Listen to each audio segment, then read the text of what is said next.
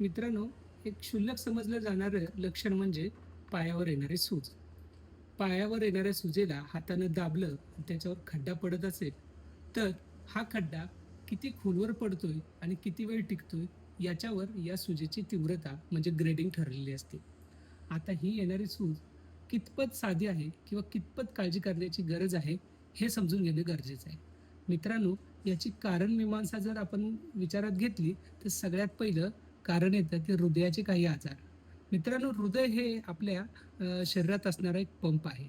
म्हणजे शरीराकडे असणारे अशुद्ध रक्त खेचून हृदयाकडे आणणं आणि हृदयातून पुन्हा ते शुद्ध करून शरीराकडे पाठवणं, हे हृदयाचं मुख्य काम आहे, हे तर तुम्हाला माहितीच आहे.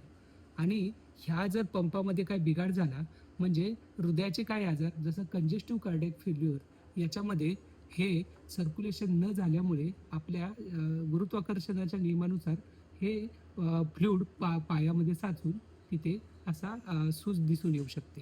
त्याच्यानंतर दुसरा मुद्दा येतो तो किडनीचे काही आजार. तर किडनी हे देखील आपल्या शरीरात असलेले विषारी घटक हे द्रव स्वरूपात म्हणजे फ्लूइड स्वरूपात बाहेर फेकण्याचे अवयव आहे. आणि ह्या किडनीच्या आजारामध्ये देखील बरेचदा हे फ्लूइड बाहेर न फेकल्यामुळे त्याचा संचय किंवा ते पायामध्ये साठून अशा पद्धतीची खड्डा पडणारी सूज दिसून येऊ शकते. तिसरा आणखीन एक महत्त्वाचा अवयव म्हणजे लिव्हर.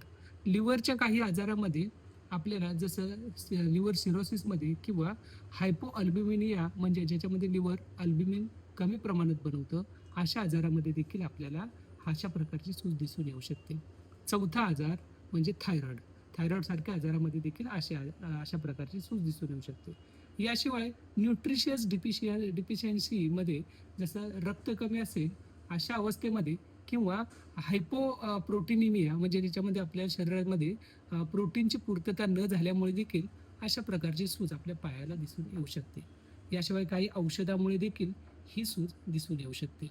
याशिवाय काही लोकांना बैठं काम असेल किंवा उभं राहण्याच्या व्यवसायामध्ये देखील गुरुत्वाकर्षणाच्या नियमाप्रमाणे फिजिओलॉजिकल सूज अशी दिसून येऊ शकते.